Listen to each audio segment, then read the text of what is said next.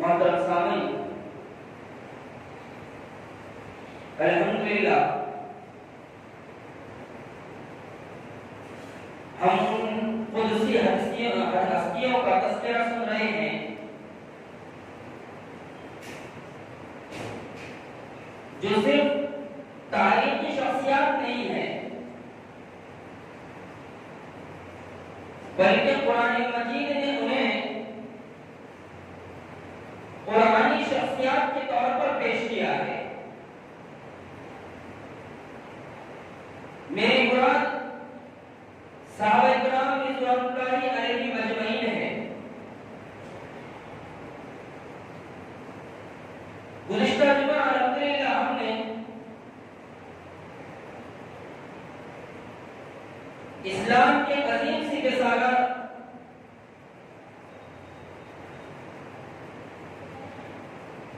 اسلام کے جانباز اور بہادر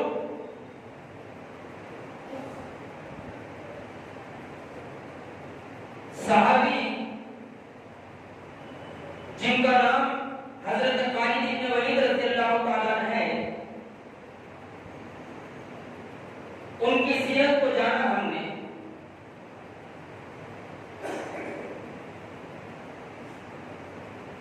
یہ جو سلسلہ چل رہا ہے ہمارا صحابہ کرام کی سیرت، اس کا کیا مقصد ہے میں پہلے آپ کے سامنے رکھ چکا ہوں۔ آج ہم جس ہستی کا تذکرہ سنیں گے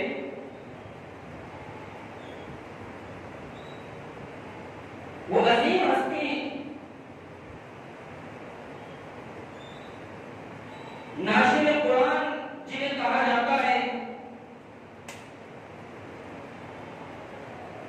وہ عظیم ہستی جنہیں داماد رسول ہونے کا حق حاصل ہے، وہ عظیم ہستی جنہیں قرآن مجید سے بڑی گہری نسبت تھی۔ میری مراد ہے حضرت عثمان غنی رضی اللہ تعالیٰ عنہ ذی النورین۔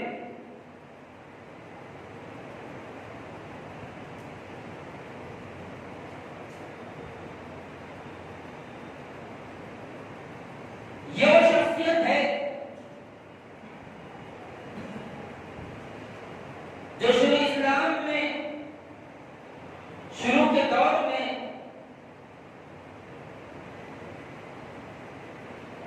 اسلام میں داخل ہوئی،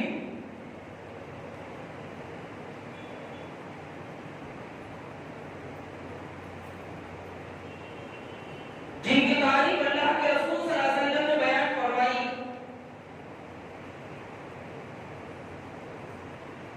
جن کی تعریف قرآن مجید نے بیان فرمائی۔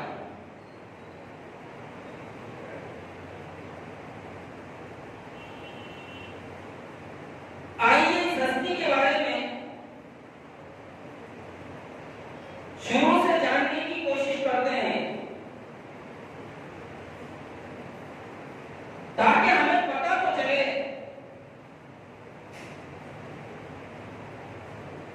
یہ جو قرآنی شخصیات تھی ان کو اللہ رب العالمین نے اللہ کے آخری نبی نے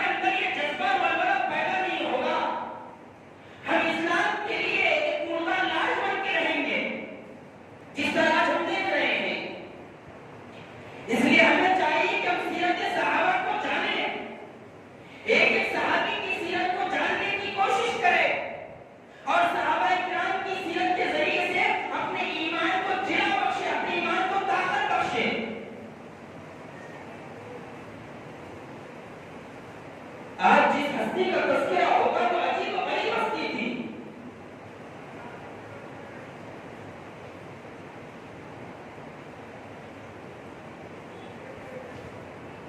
آئیے میں آپ کے سامنے شروعات سے کچھ باتیں رکھتا ہوں.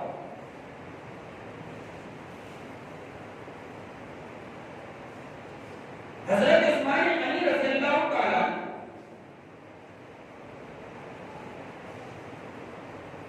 قبیلہ قریش کے ایک مشہور خاندان بنو امیہ سے تعلق رکھتے تھے.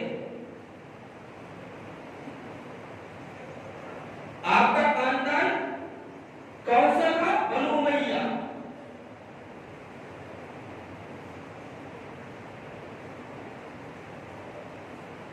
اللہ کے رسول صلی اللہ علیہ وسلم کا خاندان اور آپ کا خاندان اوپر جا کر ایک ہو جاتے ہیں.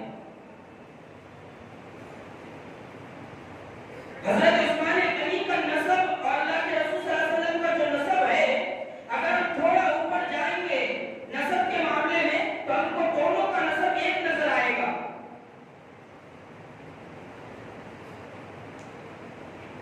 حضرت عثمان غنی رضی اللہ تعالیٰ کا تھوڑا سا نسب دیکھتے ہیں، پھر اللہ کے رسول صلی اللہ علیہ وسلم کا نسب دیکھیں گے.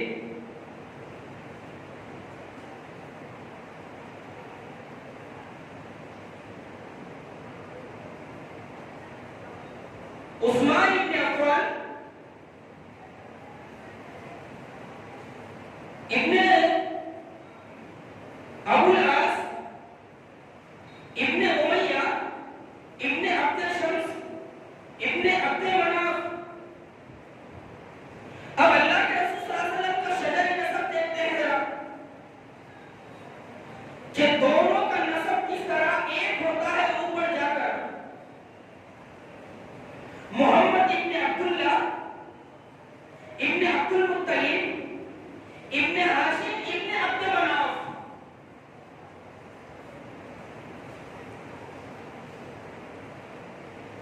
عبد مناف میں اللہ کے رسول صلی اللہ علیہ وسلم اور حضرت عثمان غنی رضی اللہ تعالیٰ دونوں کا نسب نامہ ایک ہو جاتا ہے، دونوں کا خاندان ایک ہو جاتا ہے.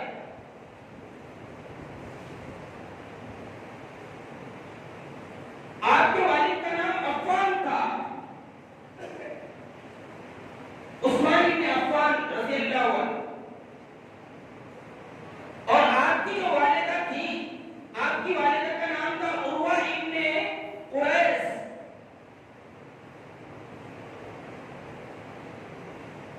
عروہ بنت قریش.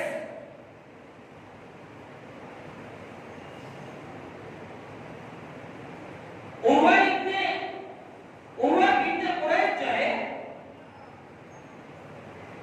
وہ اللہ کے رسول صلی اللہ علیہ وسلم کی جو پھوپھی تھی ام بیضہ رضی اللہ تعالیٰ عنہا، ان کی بیٹی تھی. ذرا دیکھیے اللہ کے رسول صلی اللہ علیہ وسلم سے حضرت عثمان غنی کا تعلق کس طرح گہرا ہے، کس طرح جو ہے اللہ کے رسول صلی اللہ علیہ وسلم کا نسب اور حضرت عثمان غنی رضی اللہ تعالیٰ کا نسب اوپر جا کر مل جاتا ہے. عام الفیل کے یعنی ابراہت الاشرم کا جو واقعہ پیش آیا، جس کا نقشہ قرآن مجید نے بھی کھینچا ہے سورہ فیل میں. عام الفیل کے یعنی ابراہت الاشرم کے واقعے کے 6 سال بعد حضرت عثمان غنی رضی اللہ تعالیٰ پیدا ہوئے.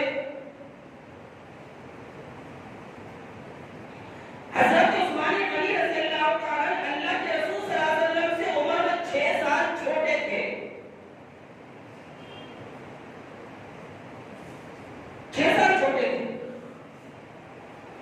یہ جاننا ضروری ہے ہمارے لیے کہ کس طرح اللہ رب العالمین نے ان شخصیات کو جہالت سے نکالا، کس طرح یہ شخصیات اسلام میں داخل ہوئی، اور کس طرح ان شخصیات نے اسلام کی سربلندی کے لیے کام کیا ہے.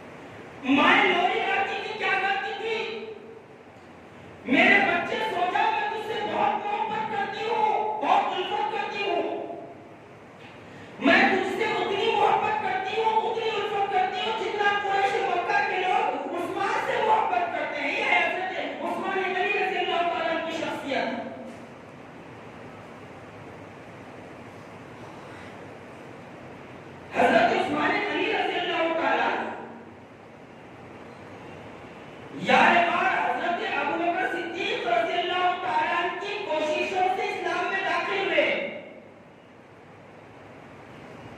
اب ایک سوال یہاں پیدا ہوتا ہے کہ ہم اسلام کی خاطر کتنی کوششیں کر رہے ہیں؟ میرے اور آپ کے ذریعے سے کتنے اللہ کے بندے شرک سے توحید کی طرف آ رہے ہیں؟ میرے اور آپ کے ذریعے سے کتنے اللہ کے بندے اللہ کی یاد کی طرف آ رہے ہیں؟ یہ سوال بڑا اہم ہے، اس پر ہم سب کو غور و فکر کرنا چاہیے کہ میری اور آپ کی وجہ سے لوگ اسلام کی طرف آ رہے ہیں یا اسلام سے دور بھاگ رہے ہیں؟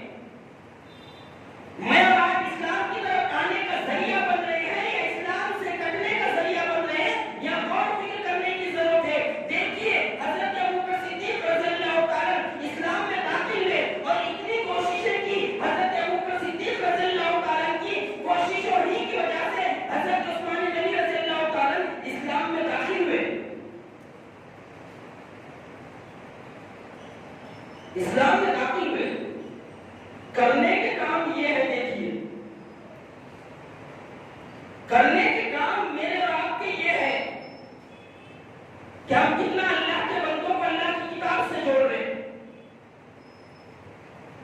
خیر سے، لیکن آپ کو اکثریت ایسی مل جائے گی جو اللہ کے دین سے کاٹنے والی نظر آتی ہے، جو دیندار نظر آتے ہیں،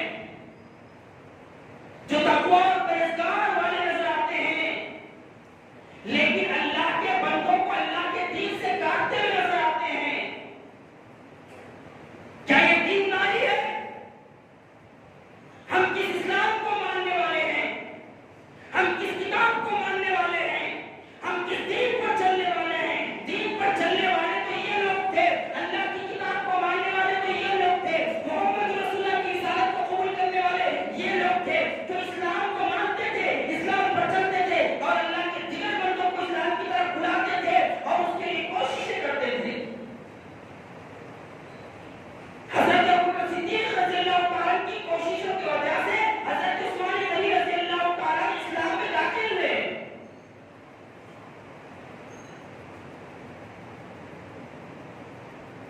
ایک دن یار غار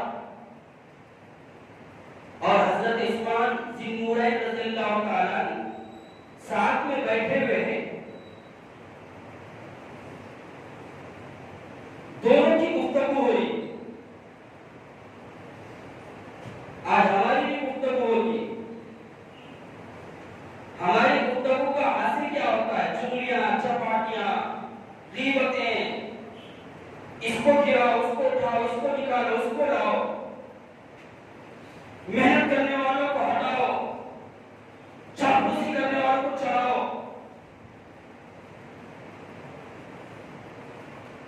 اس کا یہ بندوبست کرو، اس کا وہ بندوبست کرو، اللہ خیر کرے، اللہ ہماری نیتوں کی اور ہمارے دلوں کی اصلاح کرے۔ ہم کو محنت کرنے والوں کی محنتیں نظر نہیں آتی، ہم کو صرف چاپلوسی کرنے والوں کی چاپلوسی نظر آتی ہے۔ گھنٹوں بیٹھ کر ہم چغلیاں چپاٹیاں کرتے ہوئے نظر آتے ہیں، کئی گھر کھولتے ہوئے نظر آتے ہیں،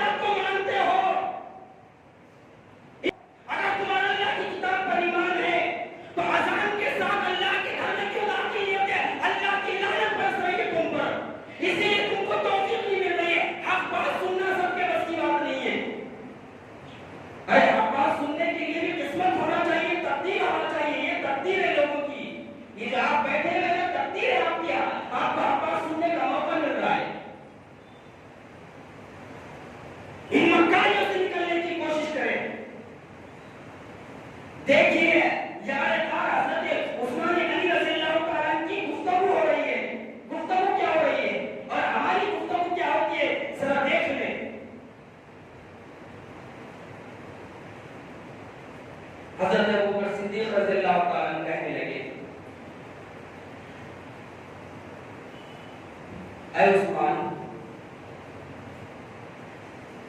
تم ایک عقل مند انسان ہو، اور اس بات کو یاد رکھو عقل مندوں ہی کے سمجھ میں آتا ہے، بدعقلوں کے سمجھ میں نہیں آتا۔ جو لوگ عقل مند ہوتے ہیں اپنے عقل کا استعمال کرتے ہیں انہیں کو حق سمجھ میں آتا ہے، سب کے سمجھ میں نہیں آتا۔ حق سمجھنے کے لیے عقل بھی ہونا چاہیے۔ چاپلوسی اور شخصیت پرستی والا حق کو سمجھ نہیں سکتا۔ حضرت ابوبکر صدیق رضی اللہ تعالیٰ عنہ کہہ رہے ہیں کس سے؟ حضرت عثمان غنی رضی اللہ تعالیٰ عنہ سے، اے عثمان تم ایک عقل مند انسان ہو، اے عثمان تم جانتے ہو حق کیا ہے اور باطل کیا ہے۔ حضرت ابوبکر صدیق کہہ رہے ہیں گفتگو میں تم جانتے ہو حق کیا ہے باطل کیا ہے، یعنی جو محمد رسول اللہ صلی اللہ علیہ وسلم پر اتر رہا ہے وہ حق ہے، اور جن بتوں کی عبادت و بندگی کرتے ہیں، جس اللہ کو چھوڑ کر جن کے سامنے ماتھے ٹھکاتے ہیں وہ باطل ہے۔ حضرت ابوبکر صدیق رضی اللہ تعالیٰ حضرت عثمان غنی کو سمجھا رہے ہیں۔ آگے کہتے ہیں اے عثمان کیا آپ کو لگتا ہے پتھر کے بت جن کی آپ کی قوم کے لوگ عبادت کرتے ہیں، جو نہ سن سکتے ہیں اور نہ دیکھ سکتے ہیں، نہ فائدہ پہنچا سکتے ہیں اور نہ نفع پہنچا سکتے ہیں، نہ نقصان پہنچا سکتے ہیں، یہ ہمارے معبود ہو سکتے ہیں؟ یہ کون کہہ رہا ہے؟ یار اور حضرت ابوبکر صدیق رضی اللہ تعالیٰ عنہ کہہ رہے ہیں، کس سے کہہ رہے ہیں؟ حضرت عثمان غنی رضی اللہ تعالیٰ سے کہہ رہے ہیں۔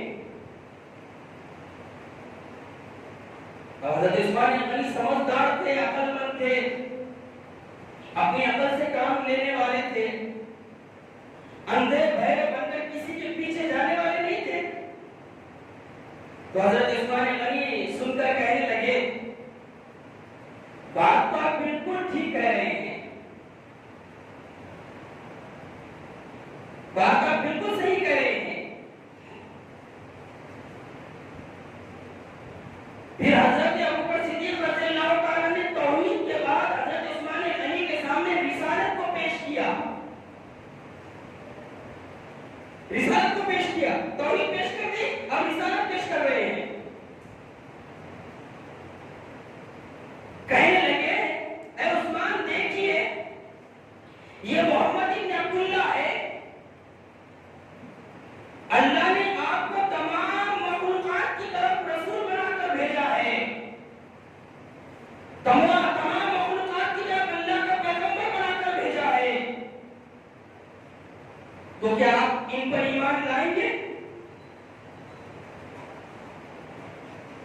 اور اللہ جسے چاہتا ہے ہدایت دیتا ہے، دیکھیے وَاللَّهُ يَهْدِي مَن يَشَاءُ، جس کو صحیح بات سمجھنا رہتی نا وہ کہیں سے بھی کہاں سے بھی پہنچ جاتا۔ یہ گفتگو چل رہی تھی، اتفاقاً وہاں سے اللہ کے رسول صلی اللہ علیہ وسلم کا گزر ہوا، اتفاقاً اللہ کے رسول گزرے وہاں سے سامنے سے، دیکھے کہ حضرت ابوبکر صدیق بیٹھے ہوئے اور ان کے ایک دوست عثمان غنی بیٹھے ہوئے ہیں۔ تو اللہ کے رسول صلی اللہ علیہ وسلم نے فرمایا اے عثمان اللہ تمہیں بلا رہا ہے، اے عثمان اللہ تمہیں بلا رہا ہے، کدھر بلا رہا ہے؟ اللہ کے رسول صلی اللہ علیہ وسلم فرما رہے ہیں اے عثمان اللہ تمہیں جنت کی طرف بلا رہا ہے، جنت کی طرف دعوت دے رہا ہے، آؤ لبیک کہو۔ اللہ کے رسول صلی اللہ علیہ وسلم حضرت عثمان غنی کو دیکھ کر کہہ رہے ہیں اللہ تمہیں جنت کی طرف بلا رہا ہے، لبیک کہو۔ حضرت عثمان غنی رضی اللہ تعالیٰ نے جب اللہ کے رسول صلی اللہ علیہ وسلم کی زبان مبارک سے جملہ سنا تو اسی وقت اور وہیں پر اسلام کو قبول کر لیا اور اسلام میں داخل ہو گئے۔ حضرت عثمان غنی رضی اللہ تعالیٰ وہ شخصیت ہے جو سابقون الاولون میں سے ہے، پہلے اسلام میں داخل ہونے والوں میں سے حضرت عثمان غنی رضی اللہ تعالیٰ بھی ہیں جو اسلام میں داخل ہوئے۔ اب اسلام میں داخل ہونے کے بعد ابھی میں نے بتایا کہ عورتیں لوری گاتی تو کہتی میرے بچے میں تجھ سے ایسی محبت کرتی ہوں جیسے قریش کے لوگ عثمان سے محبت کرتے ہیں. لیکن جب حضرت عثمان غنی رضی اللہ تعالیٰ اسلام میں داخل ہوئے یارو اسلام کو قبول کیا. ہم یہ سمجھتے اسلام پر چلنا بہت آسان ہے, حق بات کہہ دینا بہت آسان ہے کہ انسان حق بات کہہ دے اور لوگ اس کو پھولوں کی ٹوکری میں بٹھا کر گھمائیں گے. ایسا نہیں ہوا اور ہوگا بھی نہیں,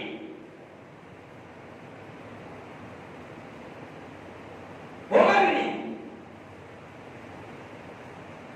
جو حق پر چلے گا, جو حق بات لوگوں کو بتائے گا, اس کو مصیبتوں اور پریشانیوں کے لیے تیار رہنا ہوگا. یہ اللہ کے رسولوں کی سیرت بیان فرما رہی ہے, یہ صحابہ کرام کی سیرت بیان فرما رہی ہے ہمارے سامنے. چونی بغیر سے مسلمانوں دامن مشکلات لا الہ الا فارسی شاعر کہتا ہے اے مسلمان, مسلمان میں اتنا آسان کام نہیں ہے کہ ہم نے کہہ دیا مسلمان ہو گئے اور لوگ ٹھنڈوں پہ برداشت کریں گے. جی نہیں, مسلمان ہونا ایک دنیا کو اپنا دشمن بنانا ہے. یہ مکہ کی عظیم شخصیت تھی, مکہ والی سے بہت زیادہ محبت کرتے تھے. مائیں لوری میں ان کی گواہی دیتی تھی. لیکن یارو جب انہوں نے اسلام کو قبول کیا, اسلام میں داخل ہوئے, تو دیکھیے اسلام میں داخل ہونے کی وجہ سے کیسی کیسی سزائیں ملی ان کو اور کیسے کیسے مشکلات کا سامنا کرنا پڑا.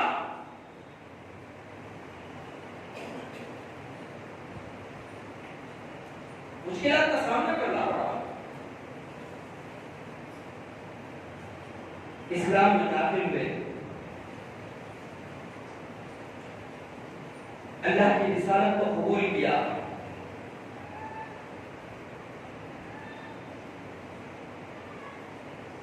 اللہ کی توحید کو قبول کیا. تو ہوا کیا؟ حالانکہ مالدار گھرانے سے تعلق تھا حضرت عثمان غنی رضی اللہ تعالیٰ کا.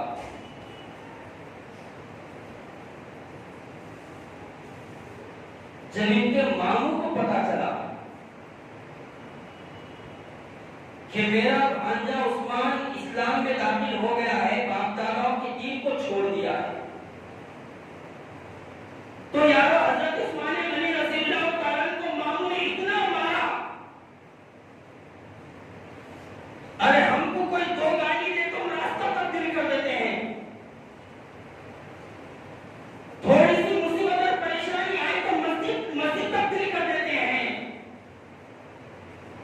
یہ صحابہ کرام تھے جنہوں نے ہر طرح کی مشکلات کا سامنا کیا. حضرت عثمان غنی رضی اللہ تعالیٰ کے ماموں کو پتا چلا کہ میرا بھانجا ایمان میں اسلام میں داخل ہو چکا ہے, تو حضرت عثمان غنی رضی اللہ تعالیٰ کے گھر پر آیا اور اتنا مارا حضرت عثمان غنی رضی اللہ تعالیٰ بے ہوش ہو گئے. ایک دن ادھر ماموں نے تکلیف پہنچا رہا ہے, اسلام کی خاطر, ایمان کی خاطر. ماموں کو گالی نہیں دیے تھے, ماموں کا مان نہیں مارے تھے. ادھر چچا کو پتا چلا کہ میرے بھتیجے نے اسلام کو قبول کر لیا ہے. ایک دن چچا گھر آیا اور آ کر کہنے لگا کہاں ہے وہ عثمان رضی اللہ عنہ, آپ بیٹھے ہوئے گھر میں, ذرا تصور کیجیے, ذرا خیال کیجیے, آپ گھر میں بیٹھے ہوئے ہیں, آپ نے چچا سے بدتمیزی نہیں کی, آپ نے چچا کو گالی نہیں دی, وہ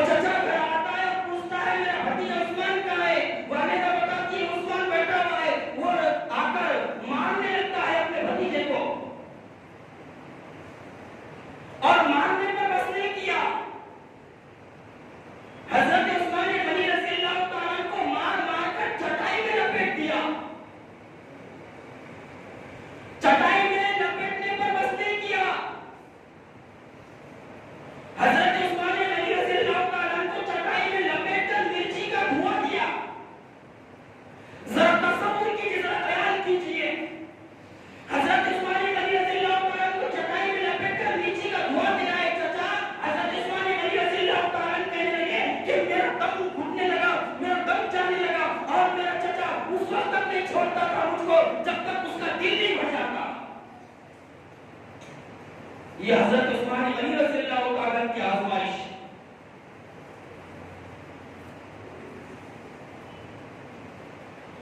ساری آزمائش بتاؤں گا اسی میں وقت لگ جائے گا.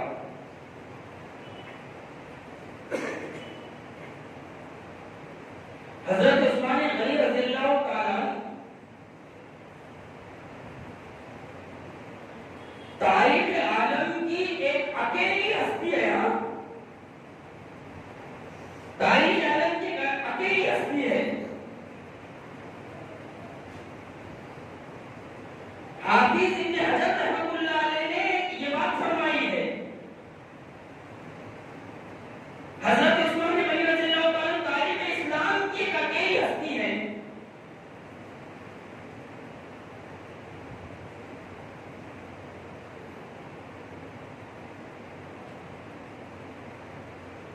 حضرت آدم سے لے کے محمد رسول اللہ صلی اللہ علیہ وسلم تک جتنے پیغمبر اور رسول گزرے ہیں، جتنے نبی گزرے ہیں، حضرت عثمان غنی رضی اللہ تعالیٰ ایک لوتی ایسی ہستی ہے جن کے نکاح میں پیغمبر کی دو بیٹیاں بیاہی تھی.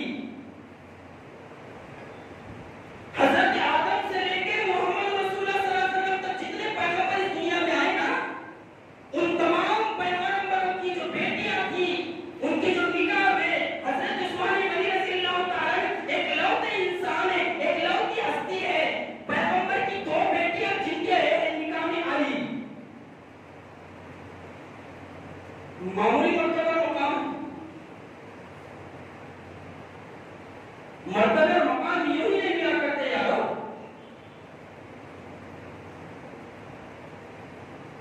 اللہ کے رسول صلی اللہ علیہ وسلم کی 4 بیٹیاں تھیں. کتنی بیٹیاں تھیں؟ 4 بیٹیاں تھیں. کچھ بدبخت ایسے بھی ہے دنیا میں، پہلے بھی تھے اور آج بھی ہے،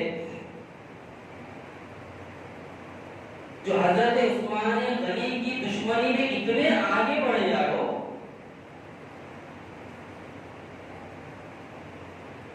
جنہوں نے نبی کی 3 بیٹیوں کا انکار کر دیا حضرت عثمان غنی کی دشمنی میں. کہنے لگے نبی صلی اللہ علیہ وسلم کو صرف ایک ہی بیٹی تھی، حضرت فاطمہ زہرا رضی اللہ تعالی عنہا. حالانکہ اللہ کے رسول صلی اللہ علیہ وسلم کو کتنی بیٹیاں تھیں؟ 4 بیٹیاں تھیں. اس کی دلیل قرآن مجید اٹھائی، اللہ تعالیٰ ارشاد فرماتا ہے یا ایھا النبی قل لازواجک و بناتک، اے محمد صلی اللہ علیہ وسلم اپنی بیویوں اور بیٹیوں سے کہہ دو، بیٹیوں سے و بناتک. اگر آپ کو ایک بیٹی ہوتی تو اللہ تعالیٰ کہتا وہ بنتی کا، لیکن اللہ تعالیٰ نے کہا وہ بناتی کا. اے محمد صلی اللہ علیہ وسلم آپ اپنی بیویوں سے کہہ دو اور اپنی بیٹیوں سے بھی کہہ دو. یہ آیت بتا رہی ہے کہ اللہ کے رسول صلی اللہ علیہ وسلم کو صحیح دلائل کی روشنی میں 4 بیٹیاں تھیں، لیکن برا ان لوگوں کا جو حضرت عثمان غنی رضی اللہ تعالیٰ کی دشمنی میں اتنے آگے بڑھے کہ انہوں نے نبی کی 3 بیٹیوں کا انکار کر دیا اور کہنے لگے کہ اللہ کے رسول کو صرف ایک بیٹی تھی. نعوذ باللہ من ذالک ثم استغفر اللہ. 4 بیٹیوں کے کیا نام تھے؟ پہلی حضرت زینب رضی اللہ عنہا، دوسری حضرت رقیہ رضی اللہ عنہا، تیسری ام کلثوم رضی اللہ تعالی عنہا، اور چوتھی حضرت فاطمہ رضی اللہ تعالی عنہن اجمعین. یہ 4 بیٹیاں اللہ کے رسول صلی اللہ علیہ وسلم کو ایک بیوی سے پیدا ہوئی. یہ 4 بیٹیاں اللہ کے رسول صلی اللہ علیہ وسلم کو ایک بیوی کے بدن سے پیدا ہوئی. اور وہ بیوی کون سی تھی؟ ام المؤمنین حضرت خدیجہ رضی اللہ تعالی عنہا، جن کے انتقال کے بعد بھی آپ جن کو یاد کیا کرتے تھے.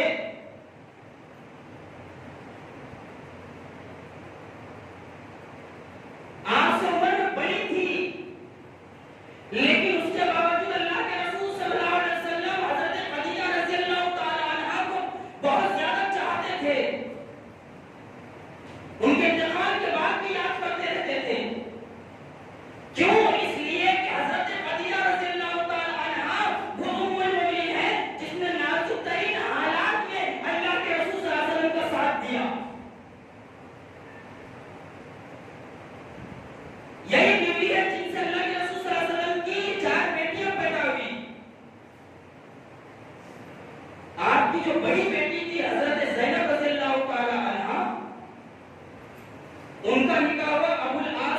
اللہ تعالیٰ عنہ سے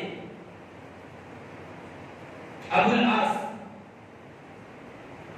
اور بعد کی جو دو لڑکیاں تھی حضرت رقیہ اور حضرت ام کلثوم رضی اللہ عنہما، یہ پہلے ابو لہب کے دو بیٹوں سے بیاہی گئی تھی، اتبا اور اتبا سے بیاہی گئی تھی۔ ابو لہب کے دو بیٹے تھے، اتبا اور اتبا۔ اللہ کے رسول صلی اللہ علیہ وسلم نے اپنی دو بیٹیوں کو ابو لہب کے دو بیٹوں سے بیاہ دیا، لیکن دیکھو جب انسان مخالفت پر آتا ہے تو اس کو حق سمجھ میں نہیں آتا، جب انسان دشمنی پر آتا ہے تو اس کو قرآن سمجھ میں نہیں آتا، اس کو صرف اپنا مفاد سمجھ میں آتا ہے کہ میرا مفاد کہاں پورا ہو رہا ہے، جہاں مفاد پورا ہوتا ہے وہی جاتا ہے وہ۔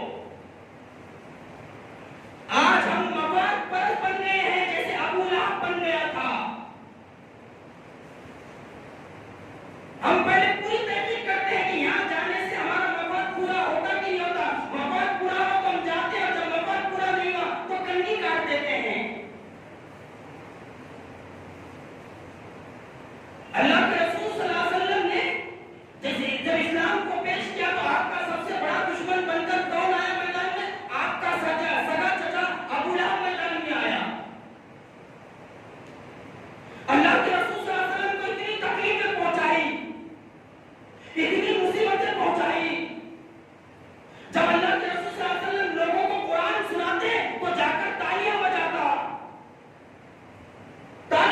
اور کہتا کہ اس شخص کی زبان سے قرآن نہ سنو۔ اللہ کے رسول صلی اللہ علیہ وسلم چلچلاتی دھوپ میں نکل کر دعوت دین پہنچاتے تو اللہ کے رسول صلی اللہ علیہ وسلم کے پیچھے پیچھے جاتا اور آپ کو پتھر مارتا۔ آج معاشرے اور سماج میں ایسے دینداروں کی کمی نہیں ہے جو باہر بیٹھ کر دین کا کام خراب کرتے ہیں۔ سینکڑوں نہیں ہزاروں لوگ ایسے مل جائیں گے جو جمعہ کی نماز میں نہیں آتے لیکن ہوٹلوں میں بیٹھ کے پان ٹھیلوں میں بیٹھ کے اللہ کے بندوں کو بدگمانی میں مبتلا کرتے ہیں۔ ایسے لوگ اللہ کے عذاب کے حقدار ہونے والے ایک دن، اس بات کو یاد رکھے اچھے طریقے سے۔ وہ اپنے آپ کو بہت ہوشیار سمجھتے ہیں، بہت شادی سمجھتے ہیں۔ ابو لہب بھی اپنے آپ کو بہت ہوشیار سمجھتا تھا، ابو لہب بھی اپنے آپ کو بہت زیادہ عقل مند سمجھتا تھا، لیکن جب اس نے ہمارے نبی کی ہجوم کی، ہمارے نبی کی مخالفت کی تو اللہ رب العالمین نے اس کے نام سے، اس کی مذمت میں قرآن مجید میں ایک سورت نازل فرمایا، تبت یدا ابی لہب وتب ما اغنی عنہ مالہ وما کسب سیصلی نارا ذات لہب وامرأتہ حمالۃ الحطب فی جیدہا حبل من مسد۔ اللہ تعالیٰ نے جب اس کی مذمت میں قرآن مجید کی ایک سورہ نازل فرمایا، تیسرے پارے میں سورہ لہب نازل فرمائی، ٹینشن میں آ گیا۔ جب اس نے سنا میری ہجوم نازل ہوئی ہے اللہ کی آخری کتاب میں، تو اپنے گھر میں اپنے بچوں کو بلایا اور بلا کر کیا کہا معلوم؟ دیکھیں نازک ترین حالات چل رہے ہیں، اللہ کے رسول کے اوپر، صحابہ کرام کے اوپر مصیبتوں کا پہاڑ توڑا جا رہا ہے۔ ان حالات میں اللہ تعالیٰ نے ابو لہب کی مذمت میں سورہ لہب نازل فرمائی۔ اتنا ٹینشن میں آیا، اتنا گھر میں آیا، اپنے دونوں بیٹوں کو گھر پہ بلایا، اتبا اور اتبا کو، اور کہنے لگا کیا تم مجھ سے محبت کرتے ہو؟ بیٹے کہنے لگے ہاں ہم آپ سے محبت کرتے ہیں۔ تو کہنے لگا اگر مجھ سے محبت کرتے ہو تو یہ محمد کی دونوں بیٹیوں کو بھی طلاق دو۔ تصور کیجئے، خیال کیجئے ذرا، محمد رسول اللہ کی بیٹیاں، رحمت للعالمین کی بیٹیاں جو پریشانیوں اور مصیبتوں سے جھڑ رہے ہیں، اللہ تعالیٰ نے اپنی آخری کتاب میں آیت نازل فرمایا تھا، یہ محمد صلی اللہ علیہ وسلم کا کلام نہیں ہے۔ اپنے دونوں بیٹوں کو بلا کر کہتا ہے اگر تم مجھ سے محبت کرتے ہو محمد صلی اللہ علیہ وسلم کی دونوں بیٹیوں کو طلاق دے دو اور ابھی کے ابھی طلاق دو۔ باپ کی محبت میں آ کر ابو لہب کے دونوں بیٹوں نے حضرت رقیہ اور حضرت ام کلثوم کو طلاق دے دی۔ ابو لہب کہنے لگا چل میرے بیٹے نے طلاق دے دی ہے، دونوں بھی نکلو یہاں سے. تصور کیجیے، خیال کیجیے کیا منظر رہا ہوگا. ایسا بدبختی کا منظر کبھی دیکھا ہوگا آسمان اور زمین میں؟ کہنے لگا چلو تم دونوں بھی نکل جاؤ. محمد رسول اللہ کی دونوں بیٹیاں غلام کے گھر سے نکل کر اللہ کے رسول کے پاس آ گئی. اللہ کے رسول صلی اللہ علیہ وسلم دین کی دعوت دے کر گھر میں آ کر بیٹھے. ابھی سانس بھی نہیں لیے تو بیٹی کو دیکھ کر فرمایا بیٹیاں کیا بات ہے. بیٹیاں کہنے لگی حضرت رقیہ حضرت ام کلثوم کہنے لگی کہ ابو لہب نے ہم دونوں کو جو ہے طلاق دلا دی اپنے بیٹوں سے. طلاق دلا. اللہ کے رسول صلی اللہ علیہ وسلم جب آپ نے سنا میرے دونوں بیٹیوں کو طلاق دے دی گئی تو آپ بہت زیادہ کمزور ہو گئے انسان ہونے کے ناطے. اس کے باوجود آپ نے صبر کا دامن ہاتھ سے نہیں چھوڑا. لیکن دیکھو اللہ تعالیٰ کا نظام کیا ہوتا ہے. اللہ کیسا کیسا انتظام کرتا ہے. جب یہ دونوں بیٹیاں طلاق پا کر گھر آ گئی تو حضرت عثمان غنی رضی اللہ تعالیٰ عنہ کا ان دونوں میں سے ایک سے نکاح ہوا. حضرت رقیہ رضی اللہ تعالیٰ عنہ سے نکاح ہوا. اور جب مکہ کے حالات بہت زیادہ بگڑ گئے، بہت زیادہ خراب ہو گئے تو اللہ کے رسول صلی اللہ علیہ وسلم نے حبشہ کی طرف ہجرت کرنے کا پہلا حکم دیا. اور آپ نے فرمایا حبشہ کا جو حکمراں ہے وہ عیسائی ہے لیکن نرم مزاج ہے، تم لوگ حبشہ چلے جاؤ. تو جو لوگ ہجرت کرنے کے لیے تیار ہوئے، جن لوگوں نے ہجرت فرمائی، ان میں حضرت عثمان غنی رضی اللہ تعالیٰ عنہ اور ان کی بیوی حضرت رقیہ رضی اللہ تعالیٰ عنہ دونوں بھی تھے. اپنے گھر کو چھوڑنا اتنا آسان نہیں ہوتا، اپنے وطن کو چھوڑنا اتنا آسان نہیں ہوتا، اپنے عزیز و اقارب کو چھوڑنا اتنا آسان نہیں ہوتا. ان طالب علموں سے پوچھو کہ اپنے گھر کو چھوڑ کر مدرسے میں جاتے ہیں پڑھنے لکھنے کے لیے کہ ان کا دل کیا بولتا ہے. جب یہ قافلہ پہلے نکلا حبشہ کی ہجرت کے لیے تو اللہ کے رسول صلی اللہ علیہ وسلم اس قافلے کے پاس آئے اور آ کر کہنے لگے، کیا کہنے لگے کہ حضرت لوط کے بعد یہ دنیا کا پہلا جوڑا ہے جو شوہر کے ساتھ بیوی بھی ہجرت کر رہی ہے. اللہ کے رسول صلی اللہ علیہ وسلم نے ارشاد فرمایا میرے بھائی لوط نے اپنی بیوی کے ساتھ ہجرت فرمائی تھی، ان کے بعد جو ہے اے میری بیٹی اور اے عثمان تم دونوں ہجرت کر رہے ہو. حضرت عثمان غنی اور حضرت رقیہ رضی اللہ تعالیٰ عنہ دونوں نے ہجرت فرمائی. پھر ہجرت کے بعد جب واپس آئے مکہ مکرمہ اور پھر اللہ کے رسول صلی اللہ علیہ وسلم نے مدینہ منورہ ہجرت کرنے کا حکم دیا صحابہ کرام کو، تو اس ہجرت میں بھی حضرت عثمان غنی رضی اللہ تعالیٰ عنہ شامل تھے. اسی لیے ان کو کہا جاتا ہے ذو الہجرتین، دو مرتبہ ہجرت کرنے والا، دو مرتبہ ہجرت کرنے والا. پھر جب سن 2 ہجری آئی اللہ کے رسول صلی اللہ علیہ وسلم مکہ مکرمہ سے ہجرت کر کے مدینہ منورہ پہنچے. سن 2 ہجری میں اسلام اور کفر کا پہلا معرکہ پیش آیا جسے بدر کہا جاتا ہے، جنگ بدر، غزوہ بدر کہا جاتا ہے، اور جسے قرآن مجید نے الفرقان کہا ہے.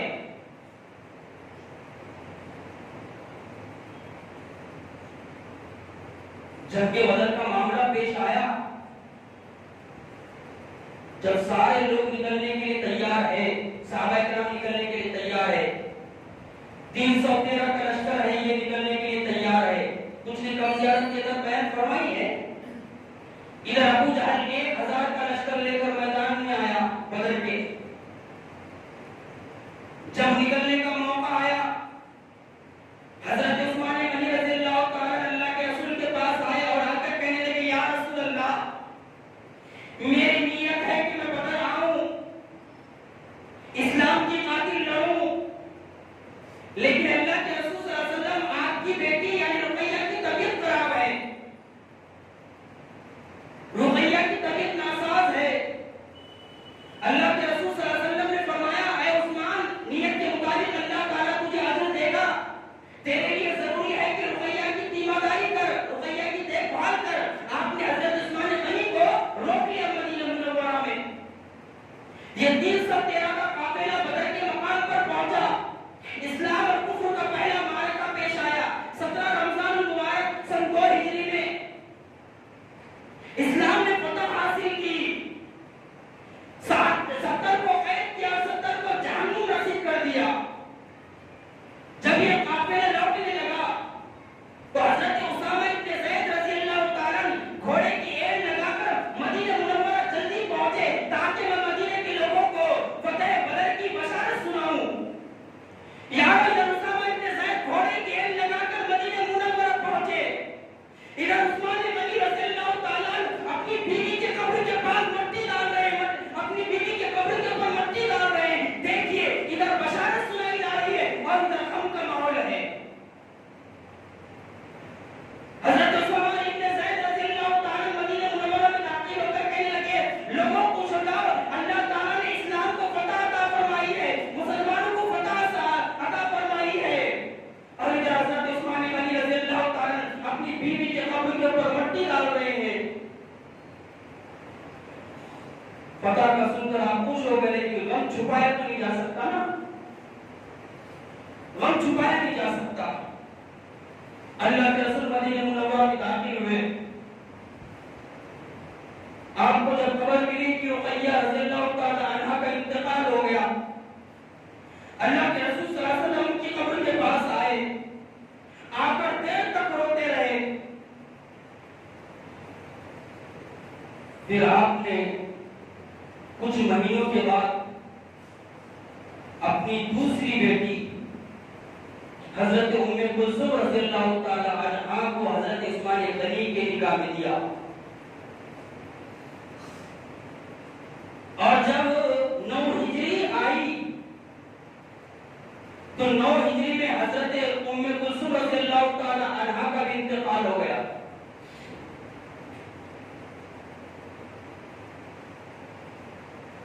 حضرت عثمان غنی کو بڑا غم لاحق ہوا کہنے لگے کاش اللہ میری بیوی کو نہ اٹھاتا لیکن اللہ تعالیٰ کے ہاتھ میں سب کچھ ہے وہ جو چاہتا ہے کرتا ہے اللہ کے رسول صلی اللہ علیہ وسلم کو پتا چلا اللہ کے رسول صلی اللہ علیہ وسلم آئے اللہ کے رسول صلی اللہ علیہ وسلم نے جب دیکھا عثمان غنی غم میں مبتلا ہے کہنے لگے عثمان اگر مجھے تیسری بیٹی ہوتی تو میں تیسری بیٹی بھی تجھ کو دے دیتا چوتھی حضرت فاطمہ کی حضرت علی کی نکاح میں تھی تیسری بیٹی ہوتی میں تیسری بیٹی بھی تجھ کو دے دیتا ہے عثمان ذرا مرتبہ اور مقام دیکھیے صحابہ کرام کے اور صحابہ کرام کی دشمنی میں اتنے آگے بڑھے اتنا صحابہ کرام کو ٹارچر کیا جا رہا ہے کہ اللہ خیر کرے مجھے اور آپ کو چاہیے صحابہ کرام کے دفاع کے لیے ہمیشہ کھڑے رہے سامنے والا کوئی بھی ہو اللہ میں تو تارا بھی اگر کوئی ہو اور کوئی کسی صحابی کو برا کہتا ہے ہم ان کے دفاع کے لیے کھڑے رہے یہ نہ دیکھیں سامنے والا کون ہے کتنی علمی شخصیت ہے مستدرک حاکم کی روایت ہے محدثین نے کلام کیا ہے لیکن کوئی دوسری روایت اس سے نہیں ٹکراتی پھر بھی میں بیان کر رہا ہوں تاکہ حضرت عثمان غنی کا مرتبہ اور مقام ان کو پتہ چلے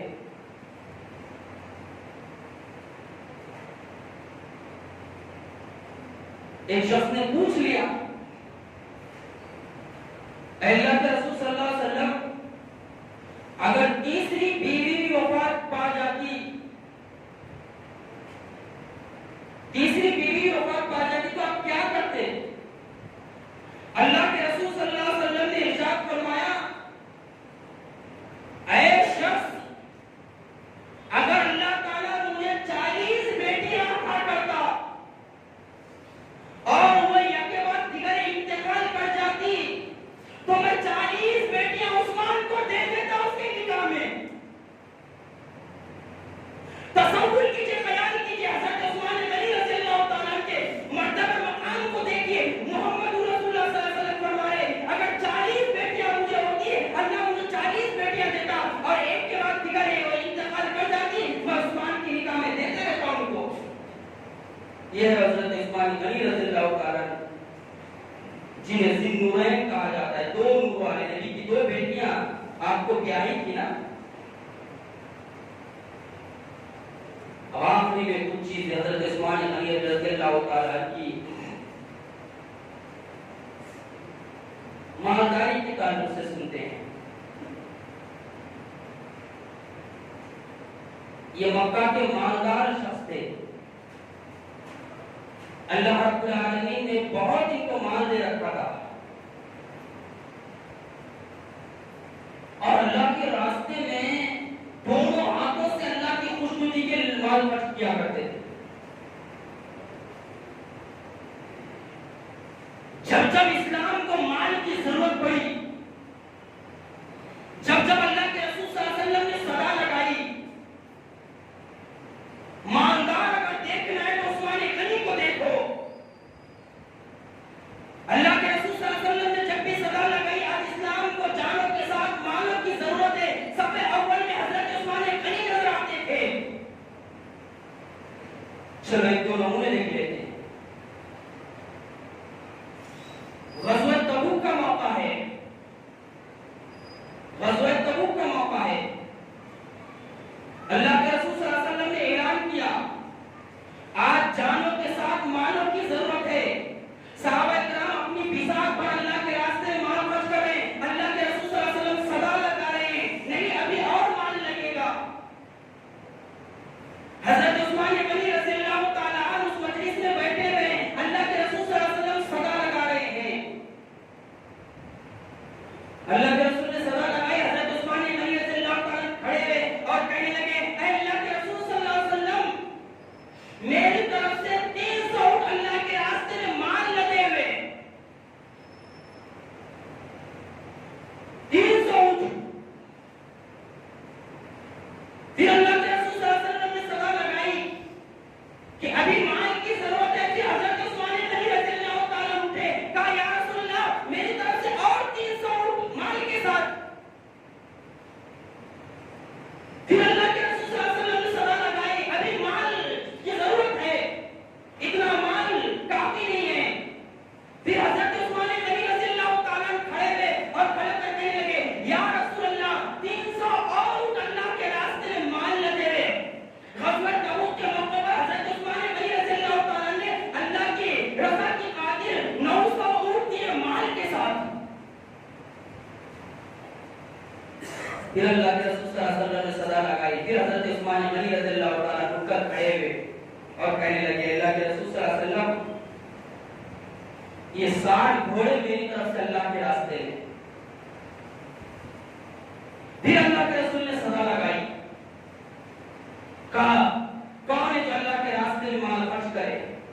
حضرت عثمان غنی رضی اللہ تعالیٰ اور اٹھے اور کہنے لگے، اللہ کے رسول صلی اللہ علیہ وسلم، یہ 1000 درہم ہے اللہ کے راستے میں، 900 گھوڑے، 900 اونٹ مال لگے ہوئے، 60 گھوڑے اور 1000 درہم۔ اللہ کے رسول صلی اللہ علیہ وسلم نے جب صدا لگائی، حضرت عثمان غنی نے غزوہ تبوک کے موقع پر اللہ کے راستے میں لگا دیا۔ اسی موقع پر اللہ کے رسول صلی اللہ علیہ وسلم نے ارشاد فرمایا تھا، کیا فرمایا تھا؟ ترمذی شریف کی روایت ہے، اللہ کے رسول نے فرمایا، آج کے بعد عثمان کا کوئی عمل اس کو کوئی نقصان نہیں پہنچائے گا۔ یعنی اس زبان سے کوئی غلطی بھی ہو جائے گی تو اس کا عمل نقصان نہیں پہنچائے گا۔ اب ذرا میں اور آپ سوچیں اللہ کے راستے میں ہم کتنا مال خرچ کر رہے ہیں،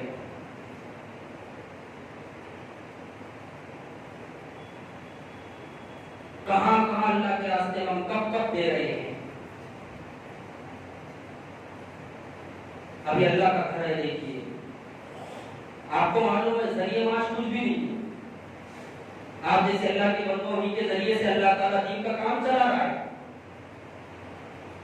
میں سمجھتا ہوں یہاں بیٹھا ہوا ہر شخص اپنی استطاعت کے مطابق اللہ کے راستے میں جمعہ کو جاتے جاتے اگر مال خرچ کرے، جو بھی دیا اللہ نے مجھے اور آپ کو، اپنی استطاعت کے مطابق اگر اللہ کے راستے میں خرچ کرے تو 3 سے 4 ہزار انشاءاللہ ہر جمعے کو جمع ہو جائے گا۔ لیکن اکثریت ایسی ہے جو جیب میں ہاتھ ڈال کر نکل جاتی ہے، اور ہمارے جو نوجوان ہیں الحمدللہ کمائی کر رہے ہیں، لگا کر رہے ہیں، کیرم میں لگا رہے ہیں۔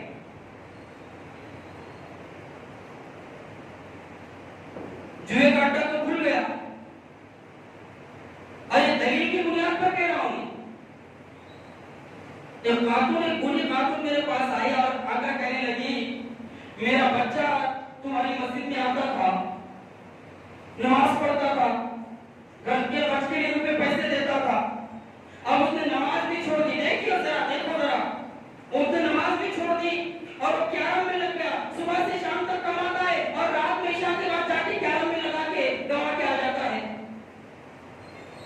تصور کیجیے ہمارا پیسہ کہاں خرچ ہو رہا ہے۔ جمعہ میں آنے والا ہر شخص اپنی کمائی کے حساب سے اگر اللہ کے راستے میں اللہ کی جھولی میں ڈال دینا 4 سے 5 ہزار روپے انشاءاللہ جمع ہو جائیں گے ہر جمعہ کو۔ صحابہ کرام نے اللہ کی رضا کی خاطر مال خرچ کیا۔ دیکھیے حضرت عثمان غنی رضی اللہ تعالیٰ عنہ کو، یہ اللہ معلم بات نہیں ہے۔ جو 50 دے سکتا اس کے حیثیت 50 دے، جو 100 دے سکتا 100 دے، جو 500 دے سکتا جس کی کمائی 500 نہیں کہ 500 دے اللہ کے راستے میں۔ پھر دیکھو اللہ تعالیٰ کمائی میں کیسی برکت عطا فرماتا ہے، اور حقیقت میں اللہ رب العالمین نے صدقہ و خیرات میں برکت رکھی ہے۔ آخری بات بتا رہا ہوں، دیکھیے اللہ نے صدقہ و خیرات میں برکت رکھی ہے۔ جو لوگ یہ چاہتے ہیں کہ ان کی کمائی میں برکت آئے، ان کو اپنی کمائی کا ایک حصہ اللہ کے راستے میں خرچ کرنا چاہیے، اور سب سے بہتر جو دن آتا ہے جمعہ کا دن آتا ہے کہ اللہ کے راستے میں خرچ کرے اور اسلام کی سربلندی کے لیے وہ روپیہ پیسہ استعمال ہو تو اللہ تعالیٰ ہمارا ہر کام آسان کر دے۔ آئندہ کا مضمون اس سے زیادہ اہم ہے۔ اللہ رب العالمین سے دعا ہے کہ اللہ رب العالمین ہمیں اللہ کے راستے میں دل کھول کر مال خرچ کرنے کی توفیق عطا فرمائے۔ صحابہ کرام کے نقش